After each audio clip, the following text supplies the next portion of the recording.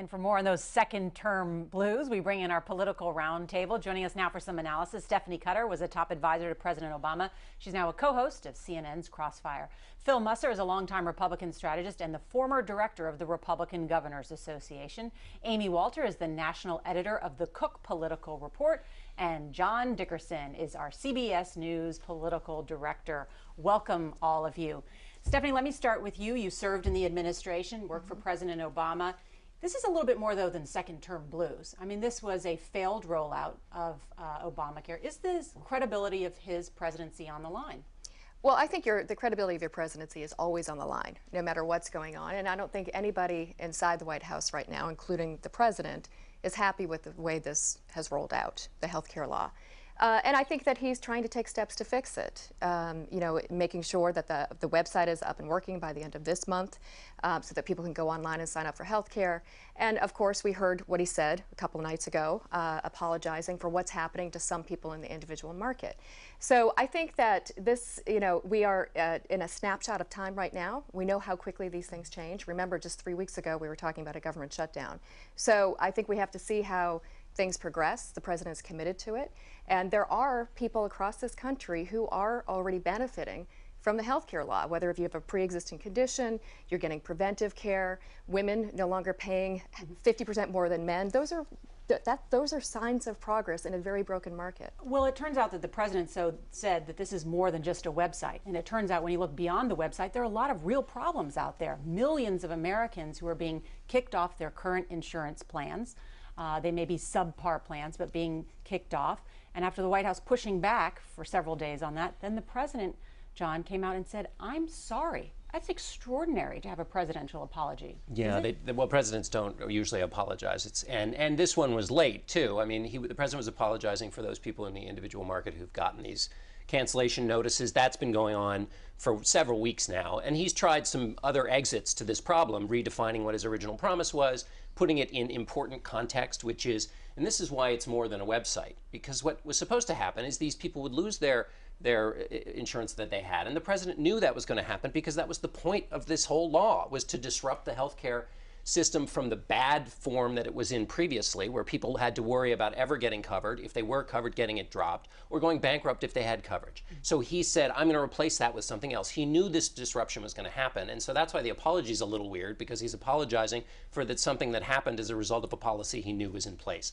But the problem with the website is that what was supposed to happen is you lose your coverage, but then you get all these wonderful options that you can look at on a website, and you can learn that you're going to get something that might very well be better.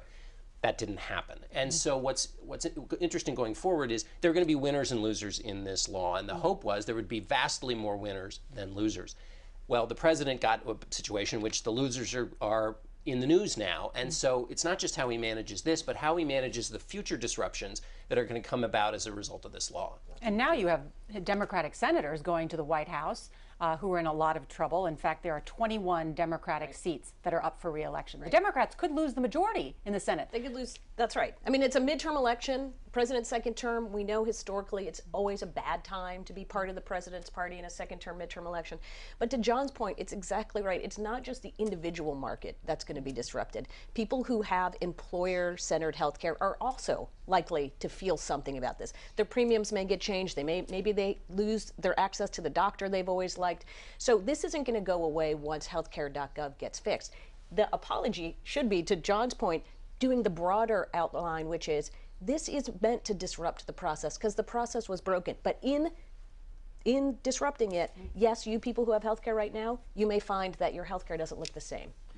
Phil, you ran the Republican Governors Association. We just saw two big races, but in Virginia, where a Democrat, Terry McAuliffe, won there, that race was tighter than many people thought, and it might have been because of Obamacare. Did that help him? What did you learn? You know, I'm not sure. I think there have been a lot of shooting of the muskets saying that Obamacare in the narrowing days of the Cuccinelli campaign was the result, was directly correlated to the closeness of the race.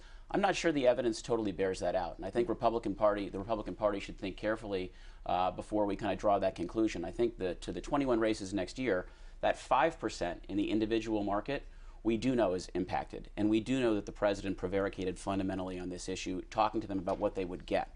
And so that is a voter slice of the electorate. And we should learn as Republicans from the Democrats' campaign of 2012, and we should copy them. We should narrow cast on the 5%, because in states like North Carolina, Iowa, Louisiana, these are states where senators voted for Obamacare, where that 5% is very persuadable. And 5% matters a lot in these swing state elections next year. You cover all these races. Do you think that's true? Well, I think that the environment in Virginia is very different, and the political environment, than it is in a lot of these red states. He's exactly right. Louisiana, Alaska, Arkansas. But I think what happened in the Virginia governor's race is as much about the success of the McAuliffe campaign in creating a turnout that looked a lot like Obama 2012. If you look at the exit polls, the people who turned out this election in 2013 looked almost exactly like the people that turned out in 2012. If I'm Republicans, I'm going to be a little bit nervous, because it says, wow, Democrats can actually turn out an Obama model in an off year. And let's be clear, Terry McAuliffe was not a perfect candidate by any means. So if you can do it with that candidate. This was a race to the bottom in a lot of ways. And frankly, the Republican candidate, Ken Cuccinelli, made a series of strategic mistakes early. Yep. This was a convention that produced a ticket that was too far to the right for the center of the Virginia electorate that should have been focused on bread and economy issues. But there were some good things that happened. You know, the RNC went in early and has learned the lesson about outreach. Governor Christie talked early about the importance of showing up. That is a fundamental lesson out of this election cycle for Republicans. The Republican Party nationally invested in a lot of outreach, a lot of staff. They're spending a lot of money early in a way that they haven't done before. That's really important, and that's a lesson that we learned from the Democrats, frankly, from the last cycle, that I think we're going to perpetuate moving forward as we go ahead. We just need a better candidate. Another interesting thing about the Virginia governor's race that will be watched in the 2014 races, and Stephanie knows how to drive a message, so this is her expertise. But if you look at healthcare, well, that was in the news everywhere, okay? So 27% in the exit polls said healthcare was their #1 voting issue. Well, you might expect that because Cuccinelli brought that up. It was also in the news all the time. But 20% said abortion was their #1 issue. That was an issue that was not on the front pages for any reason other than that Terry McAuliffe was relentless in driving that. And Terry McAuliffe won with women by a big margin. And that is a playbook similar to the one that was run in Virginia by the Obama campaign. That's something Democrats can be happy about in their future races. And yes, the McAuliffe campaign ran a great campaign. But let's remember who they were running against. Yeah. Those messages only worked because they were true. Cuccinelli was outside of the mainstream, whether it was on women making their own healthcare decisions, being the first attorney general to sue to overturn the Affordable Care Act, which did work against him with certain demographics. Being a climate denier, not putting out a proactive, positive economic plan. Those things matter in an election, and I don't think you saw that at all from Cuccinelli. All of the positions he had taken previously outside of the mainstream worked against him with the key populations that he had to turn out. And you know, a lot of this was an interesting side note of this is that the outside money on the left showed up for the first time in this election, and that hadn't really happened in a mainstream kind of way. And as I mentioned, the closeness of this race was not accurately reflected in public polling, and I'm not sure that it was reflected in GOP polling. And so that's something that needs to be addressed, because the central thrust of Cuccinelli's campaign should have revolved around his tax cut plan and his messaging, but he was put on defense early by a lot of outside liberal groups. I want to come back after this break, and we'll talk more about Governor Chris Christie's victory, a Republican who won in the state of New Jersey, a very Democratic state, and the future of the Republican Party. We'll be back in 1 minute. And we're back with more of our panel. As we mentioned, Governor Chris Christie had a huge win this week, and not only 2/3 of independents turned out for him, he won 51% of Hispanic voters. Amy, what does that tell us about Governor Christie's appeal?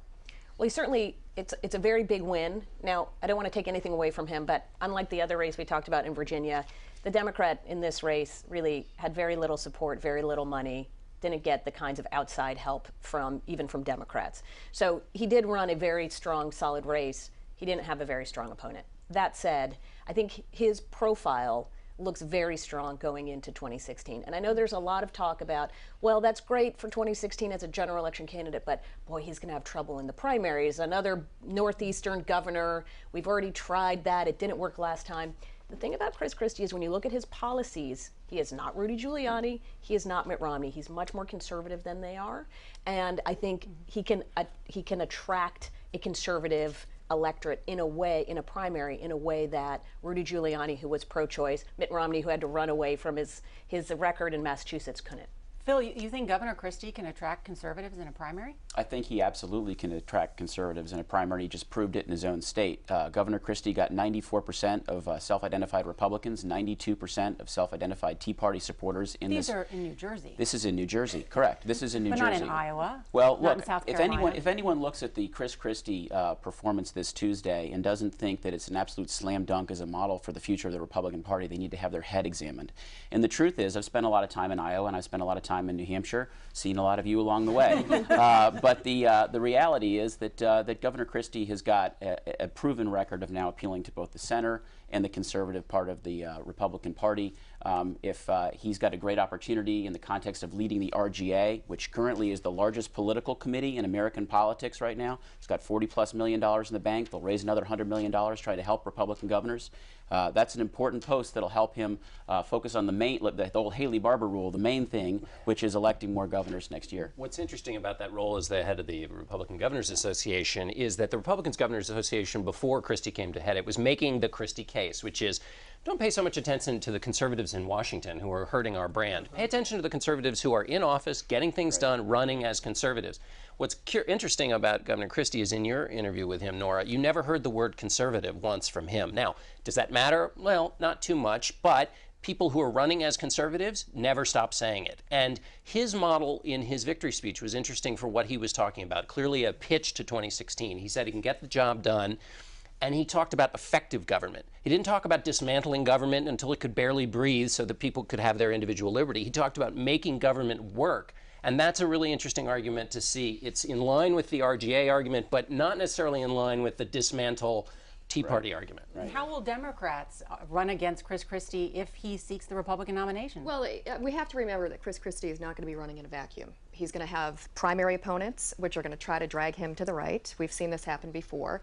You know, it struck me on the night that Governor Christie was giving his acceptance speech and talking about reaching across the aisle and we can get things done and still stick to our principles. You had Ted Cruz saying we need more people who have courage to stand up and fight for our principles. So you really have two different Republican parties here going into the next cycle. And you know, the most important thing for Chris Christie is that he shouldn't change his positions. He shouldn't move to the right. He should stay exactly who he is, because that is that's the thing that people like about him, is there is an authenticity to him. To the degree, we gotta leave it there. But Stephanie Cutter and Phil Musser, thank you. John Dickerson, Amy Walter, and we'll be right back with our Face the Nation flashback.